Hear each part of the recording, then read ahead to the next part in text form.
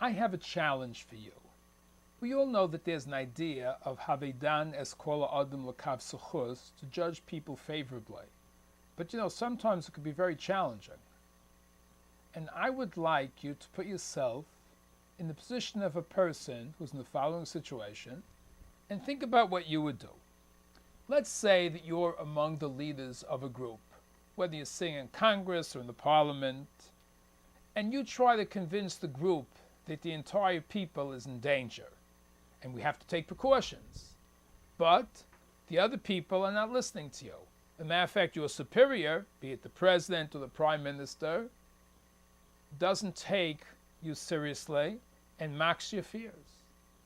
And then what happens as the situation unfolds, the fears that you foretold actually come to pass.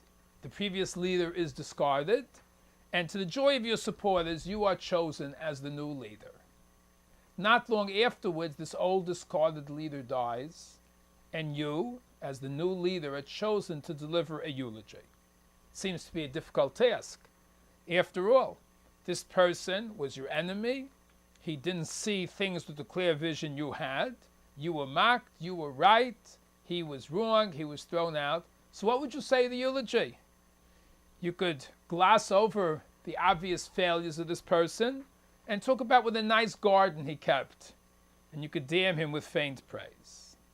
The more difficult task would be to take the challenge head on and recognize that even though his position was very wrong, you can show how the mistake showed the nobility of that person. In other words, even though he was wrong, there was so much right about him. Another scenario. Sometimes a leader is called to eulogize a discredited former leader, and he can find nothing noble in the particular deed for which the former leader was discredited in. And now you have to deliver the eulogy. What can you do? Well, there is a possibility, and that is to point out the other favorable accomplishments. These two possibilities actually happened in this real world. The first was the eulogy of Winston Churchill eulogizing Neville Chamberlain, and the second was President Bill Clinton eulogizing Richard Nixon. And both of these will serve as an example of how, when the person feels it's required, and it may be required just by social etiquette, we're not saying these people are necessarily such righteous people, but there was a need to find the good, and they were able to find it.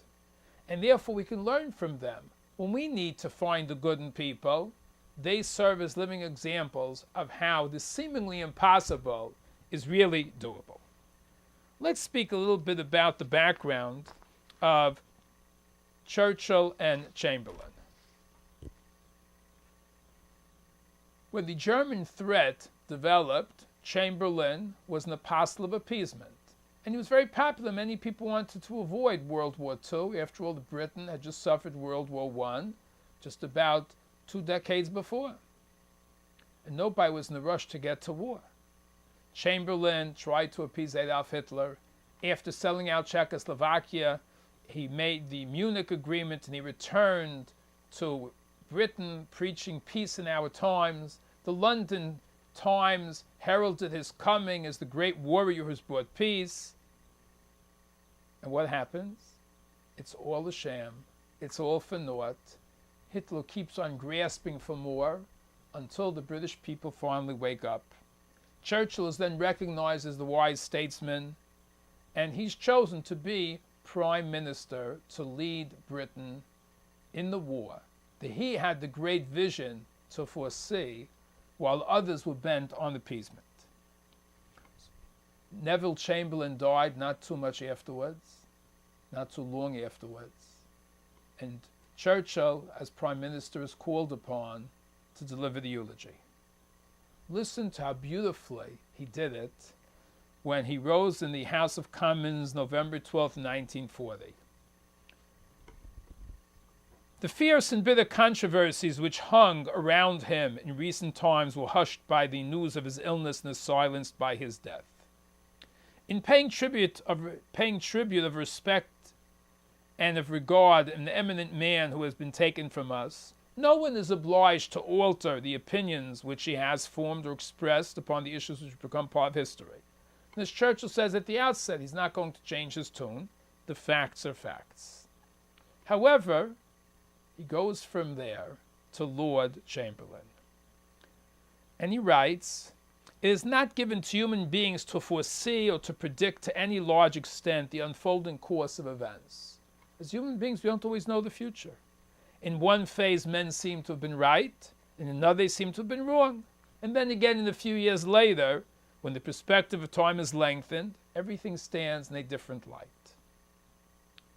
The only guide to a man is his conscience. The only shield to his memory is the rectitude and sincerity of his actions."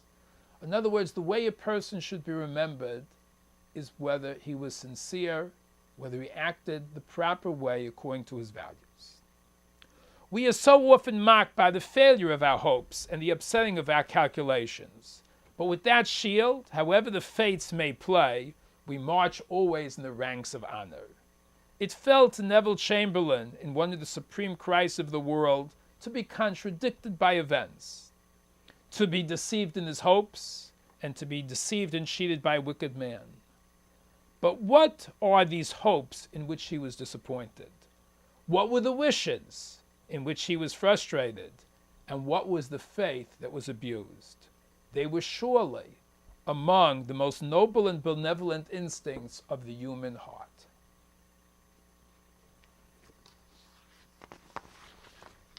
The love of peace, the toil for peace, the pursuit of peace even at great peril. Whatever else history may or may not say about those terrible years, we can be sure that Neville Chamberlain acted with perfect sincerity, according to his lights, and strove to the utmost of his capacity and authority to save the world from the awful, devastating struggle in which we are now engaged. In other words, Churchill took this man, and instead of saying he was gullible, he was fooled, says, why was this person fooled?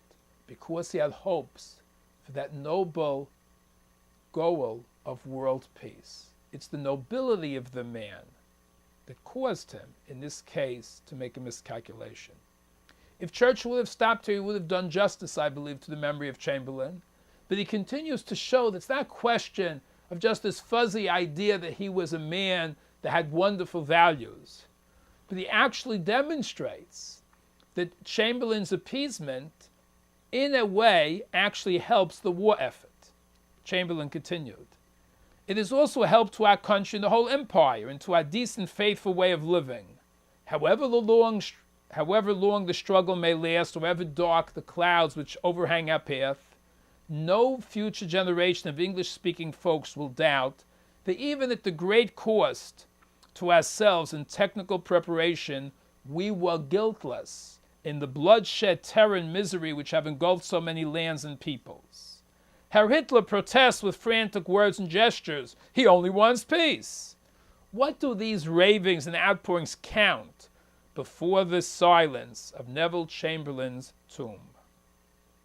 Long, hard, and hazardous years lie before us, but at least we entered upon them united and with a clean heart.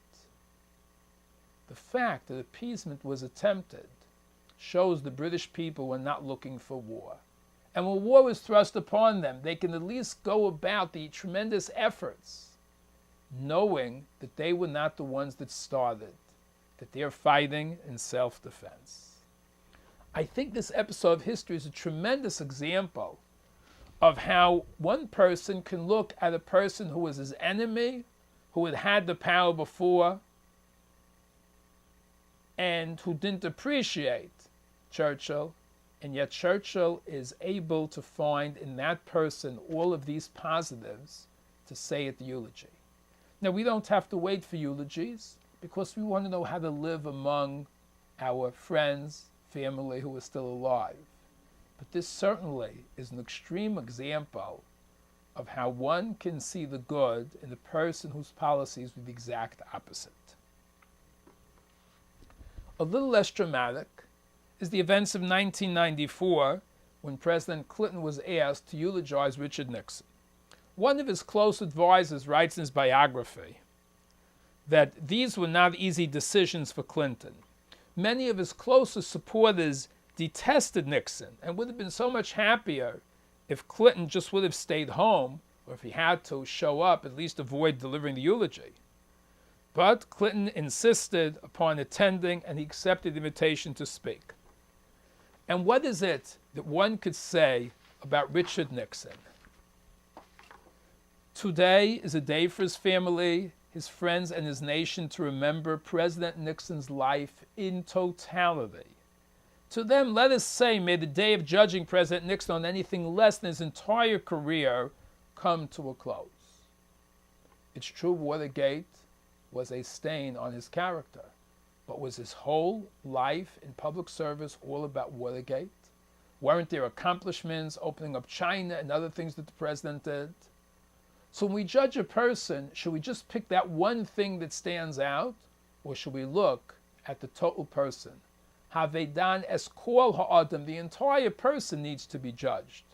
And in that, Clinton pointed out that even the person who is his opposite in many ways, but he deserves to be judged on the totality of his life, which many consider very positive.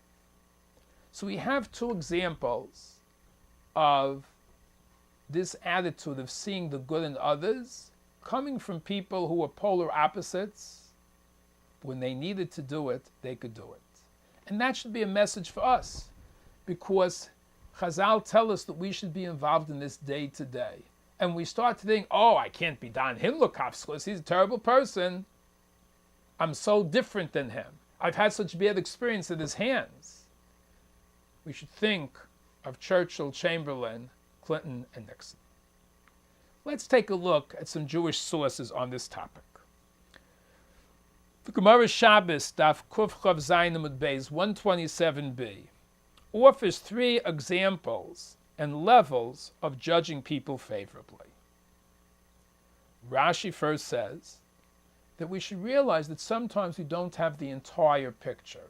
We see something, it doesn't look good.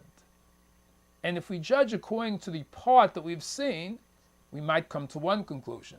If we knew the whole picture, we might have a different conclusion. I'd like to share with you at least three stories about this. One happened in Baltimore. A wedding is going on, and in the middle of the wedding runs in the photographer. He's quickly setting up his equipment. The caller was crying because she didn't have photographs of the earlier part of the wedding. She's really upset. And soon after this event, this photographer's business starts falling off. And he realizes something's wrong, so he asks one of his friends, how come nobody's calling me? So his friend says, what do you mean, how come nobody's calling you? There was this big wedding, and you came in the middle. Everybody saw you came in late, so who wants to trust a photographer that comes in late? The light bulb goes off in the head of the photographer, and he tells his friend, do you know what the story really was there? I was not hired to do that wedding. My competitor was hired. What happened was my competitor had an unavoidable problem and couldn't show up at the wedding for which he was booked. The father of the caller calls me up. The father of the bride calls me up and says, look, I really have no right to have the chutzpah to ask you for this favor because I hired your competitor. But my daughter is crying that there's no photographer. Would you please find it in your heart to do me a favor that I don't deserve? Would you please come and be the photographer at the remainder of the wedding? So I quickly packed up and I got to the hall as soon as I could to do this person the favor. All of a sudden, he's a different person the way we look at him. And the word got out and his business picked up again. But everybody who was at that wedding was 100% sure they saw the photographer come late. And yet they were missing one little fact. He was not the photographer that was hired for the occasion. He was going beyond the call of duty, and he was doing a favor for somebody else.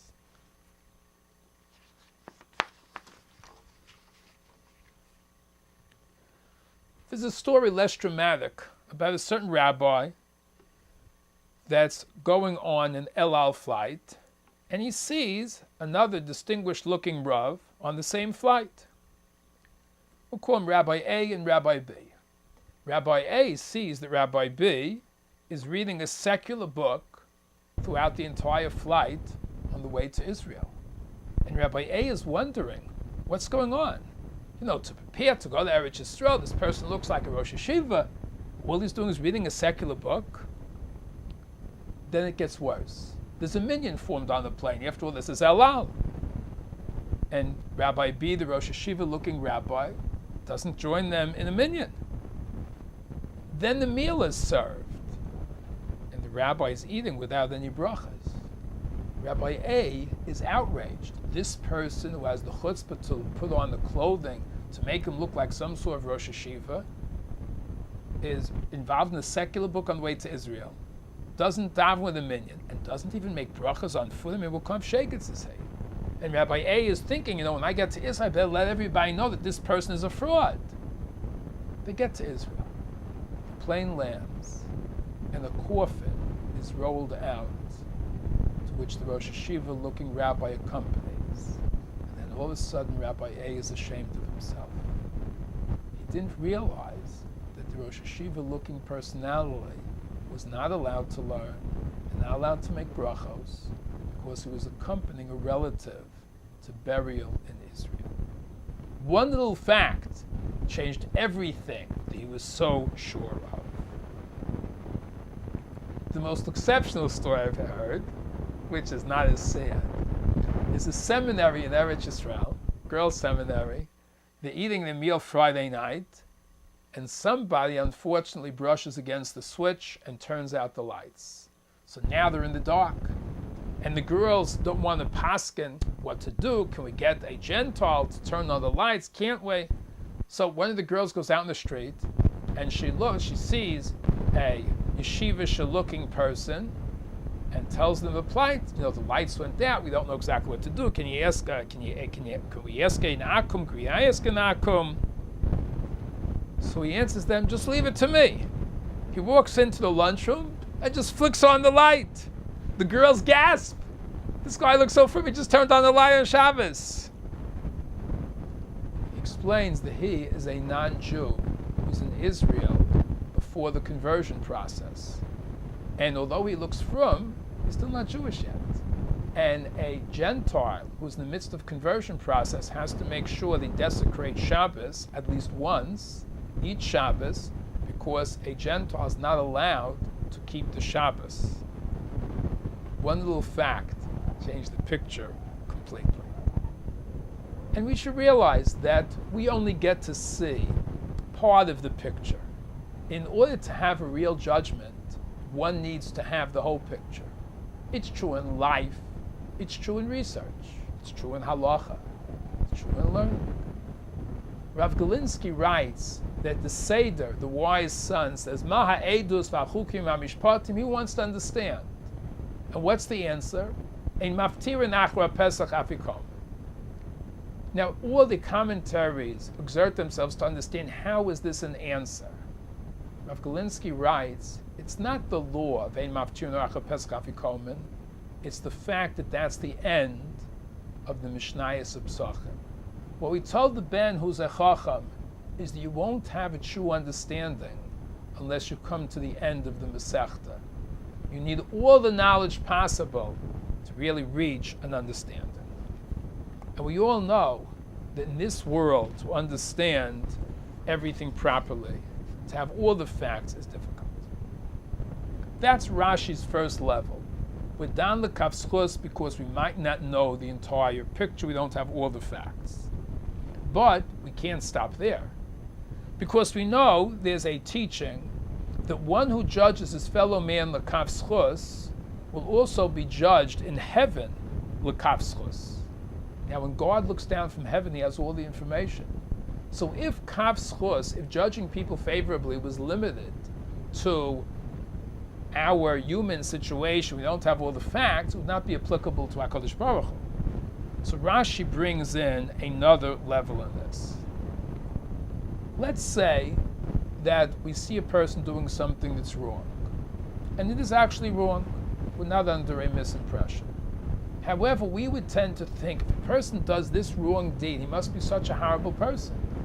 Without thinking, maybe this person only acted like this because of the pressure he's under. And really, it's an exception. The deed doesn't speak for the man.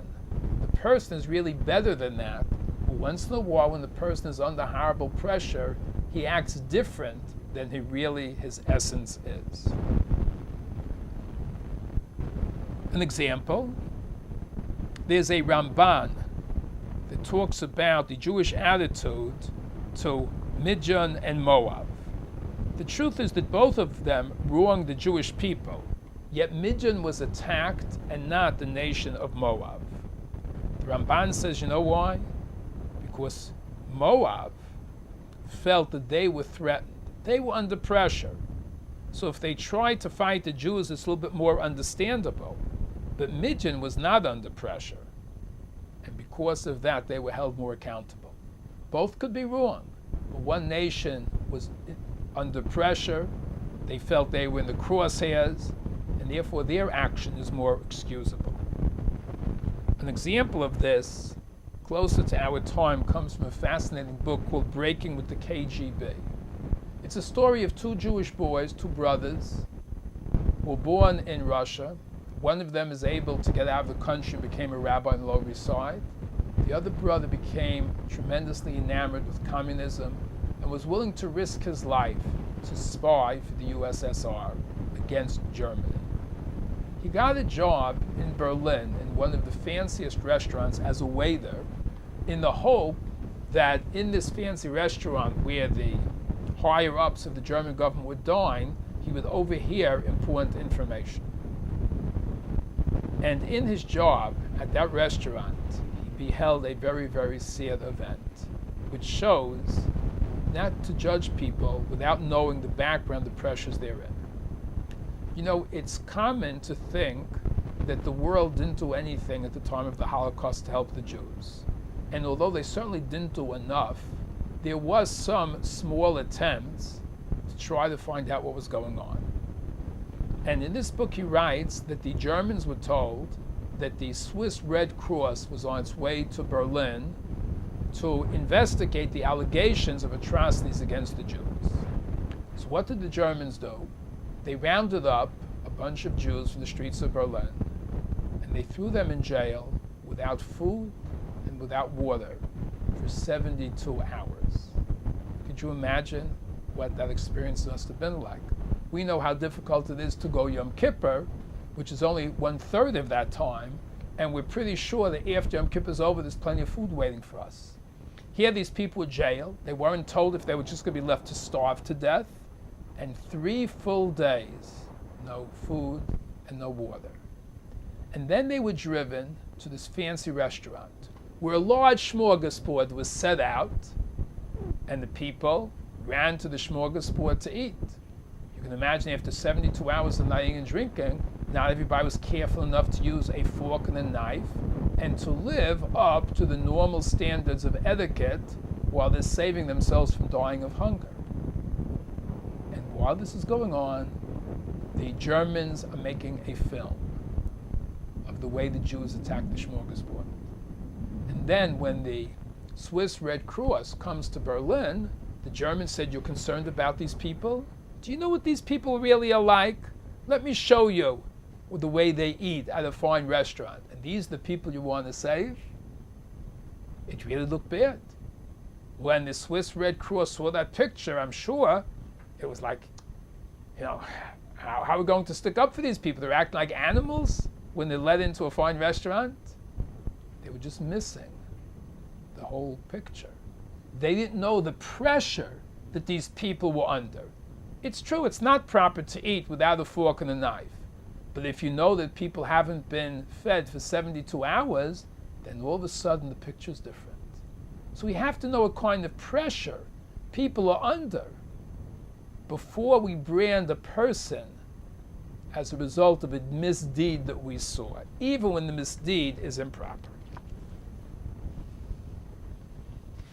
Now this is something that we can take into our own lives, because many times somebody might say something to us, they might snap or this and that, and we're upset.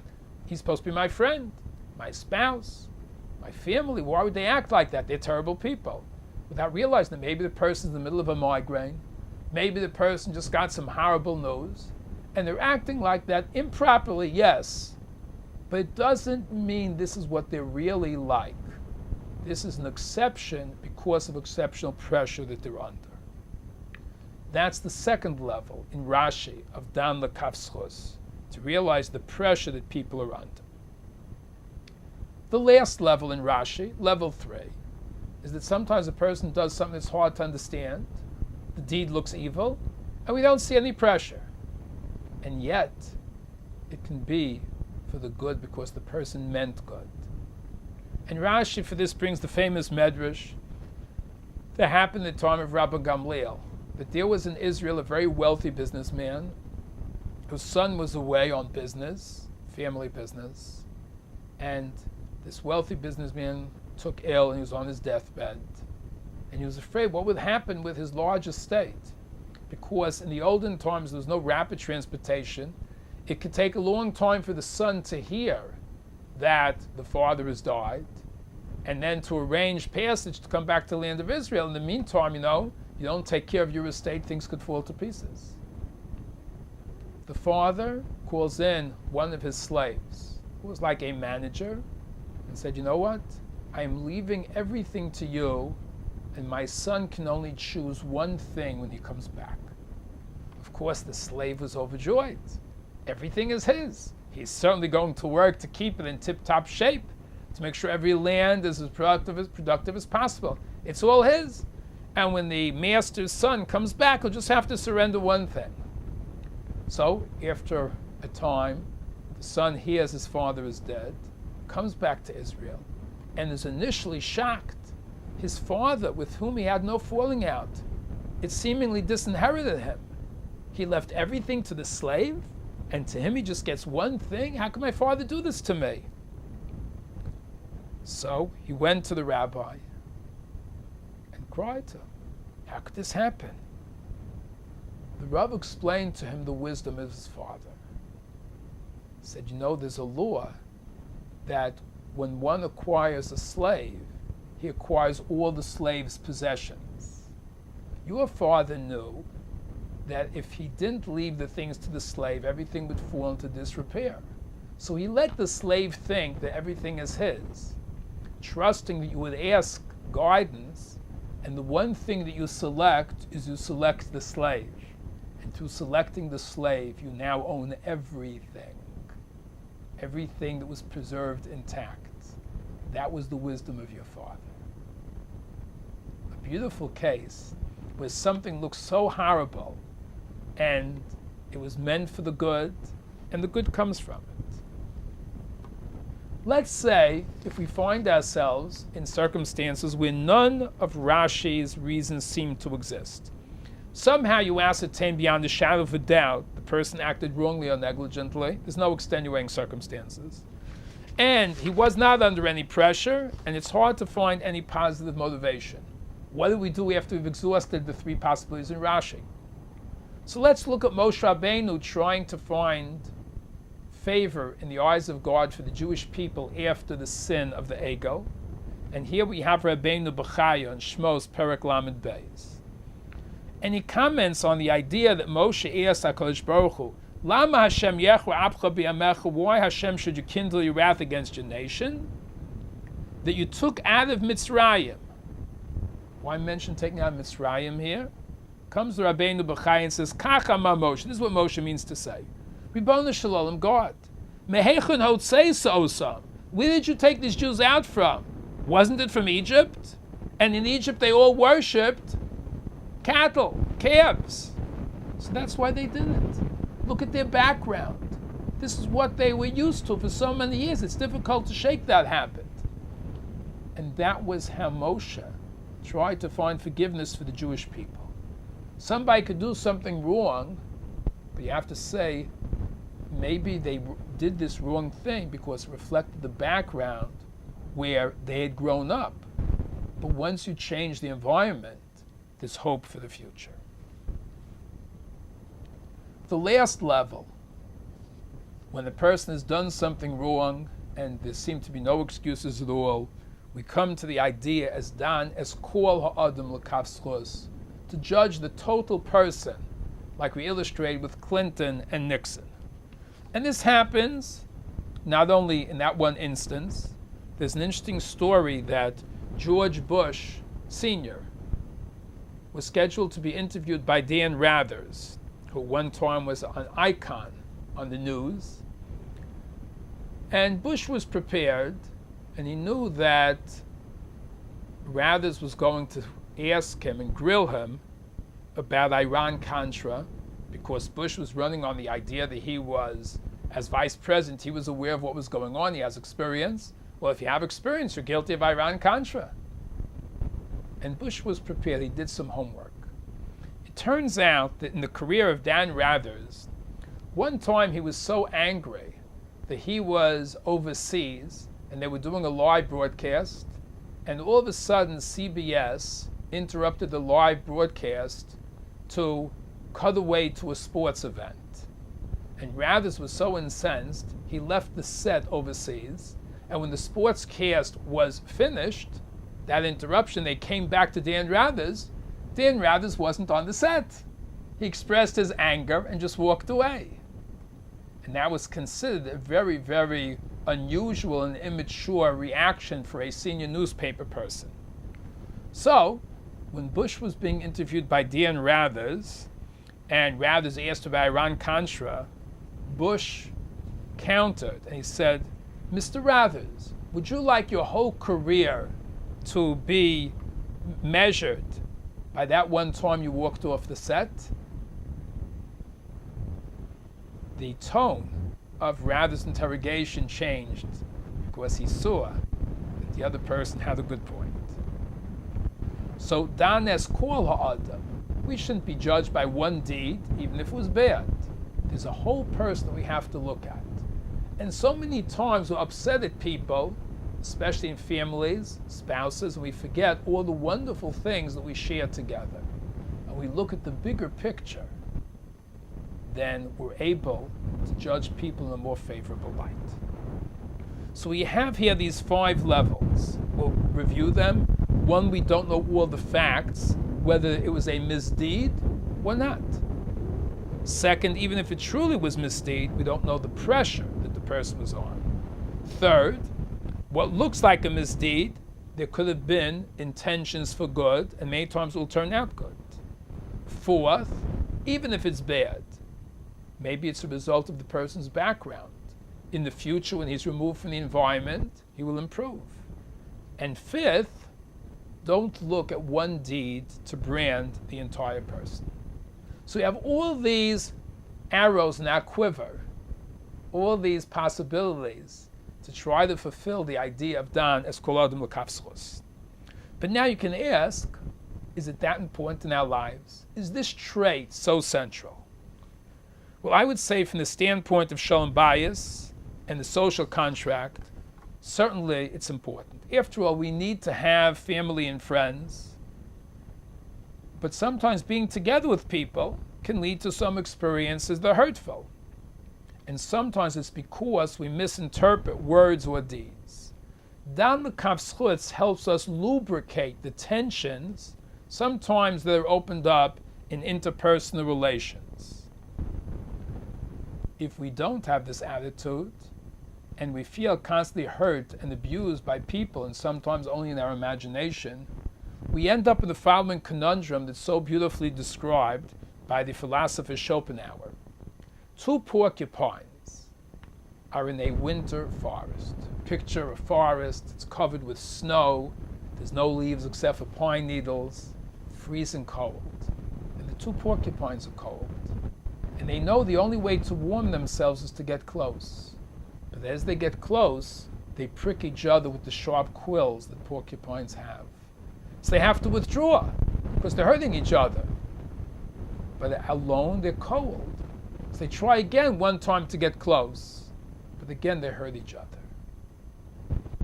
It's such a powerful picture of how some people live in marriage, in family relations, or with friends. We want to be able to be close to people. It's wonderful to have close friends and family, and yet sometimes we feel hurt by people, and sometimes it's unjustified, so we pull away, and then we feel the cold of isolation. A person who's down the kav schus has a tool to try to stay close and warm and snuggly with other human beings. When we look in Maseches Avos at the source of Danis Kolam L'Kav Schus, it's Yeshua ben Prachya that in the first chapter, it's Mishnah Vav in many printings. He says, Asei l'charav, you need a Rebbe, you need a mentor. Knei l'chachaver, acquire friends. And then Danis Kolam L'Kav Schus. You know what the connection is? Because if a person wants to have a Rebbe, and he wants to have a mentor, but there are going to be things that the Rebbe does that he doesn't understand. He wants to have chaverim, he wants to have friends, but there are events that happen that he might feel hurt. How is he going to have this mentor? How is he going to keep his friends and have a wonderful relationship? Through Dan L'Kav Schus. So in that interpersonal relations, it's certainly very important. But it's not only for that. It also helps our spiritual growth. Let me share with you a beautiful thing that Rabbi Shua Leib Diskin points out. One of the things that keeps people living a moral, ethical life is shame. We don't want to shame our position in society. If we view society as a moral, righteous place, then we don't want to ruin it with our deeds. But if we go around with this idea that so many people are doing so many wrong things, everybody does it, then it's very easy for us to do the wrong thing. A person who has the attitude of kav schus sees a world where there's more right going on than wrong. And if you live in a world that things are right, you don't want to soil the nest and be the one to sin. But a person who's not a kav schusnik, he looks around, he sees everybody's negativity. For him, it's very easy. He sees a world where there's so much wrongdoing going on, with a little more hurt, and therefore it's easier to sin. So for our own spiritual growth, Danes Kol Adam L'Kav Schus is important. The third thing, and this is very relevant, especially when it comes to Yom Noraim, to the high holidays, is that the way we judge other people is the way God will view us. In a certain way, God follows our lead. There's a tradition from the Baal Shem Tov, the founder of Hasidus, that a person actually passes judgment upon himself when he's seeing other people. Because sometimes Hashem arranges that person witnesses something, doing the deed that really that person does. And when the person does it himself, he doesn't say anything bad. When he sees somebody else do it, he's willing to raise the roof. But he should realize that when he looks at the other person saying, that's horrible, how could you do that? That's a reflection upon himself. A very strong example of this is with King David and Nasan Hanavi. We know that David sinned on some level according to his lofty level with Bathsheba. And Nasan Hanavi wanted to come and criticize David. Now you can bet that David HaMelech had many very cogent arguments to explain that what he did was not evil. So Nasan Hanavi doesn't enter in a debate with what he did. Instead, Nasan Hanavi gives him a metaphor. He tells him about a rich man that has a big flock, and now he has to entertain a guest, and he doesn't want to slaughter any of his flock, so he steals a sheep from a poor man that has but one sheep. And Nasan Hanavi says, what do you think of such a man? So David is indignant, says, Ben Maveso, he deserves to be put to death for that. And Nasan Hanavi looks at King David and says, Atah ha'ish, I'm talking about you. The judgment that you gave in that hypothetical case is a metaphor for you. You've just judged yourself. And David's justifications collapse, and he says, Chatasi, I've sinned. Because in judging other people, he's now judged himself. We don't want to be in that situation. We don't want to be shown that when other people did anything, we were quick to point out how horrible it was, how wrong they are, what terrible people they are for that deed. We should always be understanding and to try to find some light in the darkness of other people's actions. And if we do that, Hashem, when He looks at us, will take our attitude of understanding, of empathy, of trying to find the good in people, because we want more than that. And lastly, it's a way not only to be judged well from heaven, but a way to get along with heaven. You know, sometimes people have a lot of questions on God. Many times things happen in our life, we don't understand how God could let this happen. Once we get used to giving other human beings the benefit of a doubt, and to be dan l'kav zchus, it becomes part of our nature. And then we're able to dan HaKadosh Baruch Hu, so to speak, l'kav zchus, and not have tainas, and not have questions. In this world we see righteous people suffer, and it leads to big questions. The Ramban in the foreword to Eov, the suffering of Job, writes that this is the biggest cause of non-belief. We see righteous people suffer. And we find that human beings don't understand it. And if we think we're big enough to judge God, we're going to have many theological difficulties. And the truth is, when Moshe Rabbeinu asked to understand God, the Sforno says one of the things he wanted to understand was Tzaddik V'Ralo. It's so difficult. One thing that can help us a little bit is to remember that we don't see the whole story. Now you can say it's easy. Rabbi Saperstein is comfortably ensconced in Muncie, and you know, it's easy to talk. So let me tell you something from Rabbi Elchanan Wasserman, a Jew who was killed in the Holocaust. But not only that, he was actually in Britain in the end of the 30s, fundraising for the Baranovich Yeshiva. And the people in Britain said, Rabbi, stay here. We'll get you the papers, rebuild your life here. And he went back to his students and suffered the Holocaust. And he's the one that says this following parable. In the Haftorah of Parshas Nitzavim, it says, Ki ka'aretz totzi smicha, like the land gives out its grain. Pasuk in Yeshaya 61:11.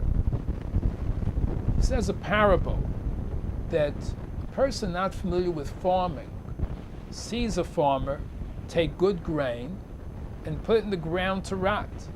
He's surprised. What, are you crazy? That wheat can be made into a piece of bread. What are you burying in the ground for? It's just going to rot there. He's surprised to see. A few months later, it grows into a beautiful wheat. He thinks he understands. But then he sees the farmer take these beautiful grain and pound them into dust. He's making flour. Then he drowns the dust in water and then puts it in the fire.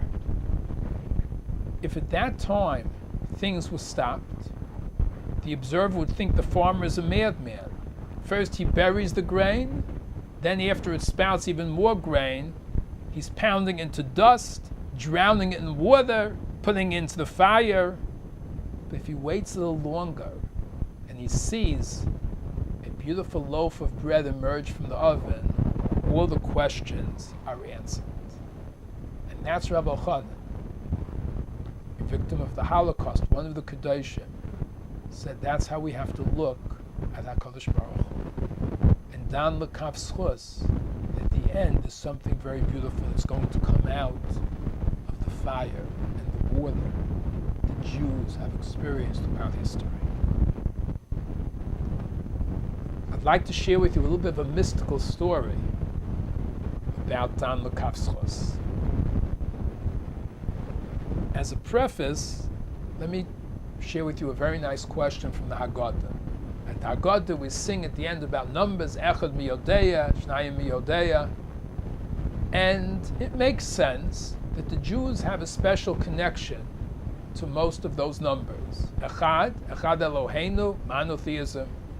2, Shnei Luchos HaBris, the 2 tablets on which the 10 Commandments are inscribed. 3, the patriarchs. 4, the matriarchs. All of these numbers have to do with something uniquely Jewish. until we come to 9. Teisha Yarche Leida, the 9 months of pregnancy. Jews? What does that have to do with the Jewish value? Ask any OB doctor, he'll tell you that you're 9 months of pregnancy. What's Jewish about that? Rav Yaakov Kamenetsky answered that the message there is that since we live in a society where Christianity is one of the major religions, and they believe that there was a person who physically walked this earth, who did not go through the normal process of being born, the Jews say, Teisha ani yodeya. We know all about the 9 months. We know that every single human being went through the normal process of being created by a mother and father, being in the mother's stomach for 9 months, and we will not subscribe to Immaculate Conception. That's what Rav Yaakov says is the meaning of Teisha ani yodeya, not to make the mistake that the Christians did about Immaculate Conception. Based on that, let me tell you a Maisa now with Rav Moshe. When Rav Moshe was a Rav in communist Russia, in Luban, so as the KGB tightened the screws and put pressure on Jews, the rabbi was completely isolated. People were afraid to ask the rabbi anything, to have any contact with him, to attend classes, except maybe for a few old people, because there was a danger they would be shipped off to work camps in Siberia. However, there was a cripple, a man who was in a wheelchair, who lived in that town, and he wasn't afraid of being shipped to Siberia. So he had some level of contact with other people, and he gave a class. He gave a class Friday night. Apparently people were able to get to him without endangering their lives somehow. After one of the classes, he went to Rav Moshe, and he told Rav Moshe he's going to die tomorrow night. This person told Rav Moshe that this person is going to die the next day. Moshe said, why should you say such a thing? So he says, Rebbe, let me tell you the dream I had. Let me tell you the shiur I gave and the dream that followed. I was giving the shiur Friday night, and I was speaking about the daughters of Lot. Now, the daughters of Lot, after Sodom is destroyed, they're in the cave with their father, and they saw the fire and the brimstone, they thought the world was destroyed. And in their mind, there was justification for an incestuous relationship because they wanted to preserve mankind. They thought there was nobody else left. So we can understand their thinking. But once they came out of the cave and they saw that there was still human beings alive, why did they have the chutzpah to name their children Ammon and Moab, names which imply that this child came from their father? That's a horrible chutzpah. Very immoral. You have to brag about your immorality? And with that, he ended the class. When he went to sleep, 2 old ladies, dressed very modestly, came to him and said, we are the daughters of Lot. Let me explain to you why we named our children that they came from our father. Because in our society we were known as righteous people. We were the ones who were saved from Sodom when the entire city was destroyed. So we were looked upon by our society as very righteous people. If we would have emerged pregnant, people would have said, well, they certainly didn't get pregnant from their father. They're righteous people. They must be bearing the children of God in their womb. And the mistake that Christianity made millennia later would have started so much earlier in human history. We want you to know that we suffered the shame and humiliation of having it known that these children were fathered by our Father because we had to protect mankind from idolatry.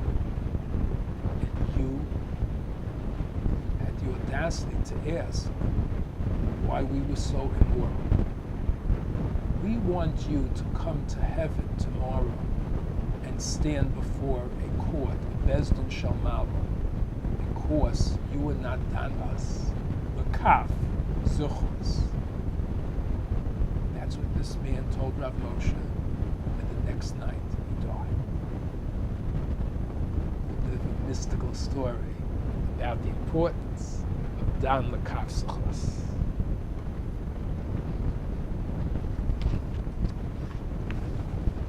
I would like to close this lecture about the importance of Dan L'Kavsuchos by letting you know that in the eternal resting place of Rachel Imenu, of Rachel our matriarch, on the wall there's a beautiful prayer. I'd like to tell you about this prayer and read it to you in both Hebrew and English, because it's a prayer to be able to live up to everything we've spoken about. Vatizakene lios tov lakol. God, give me the merit to be good to all people.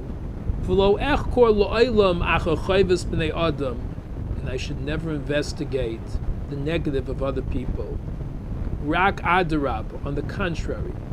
Eske lishtadel tamid. Would it be that I would merit to make an effort all the time?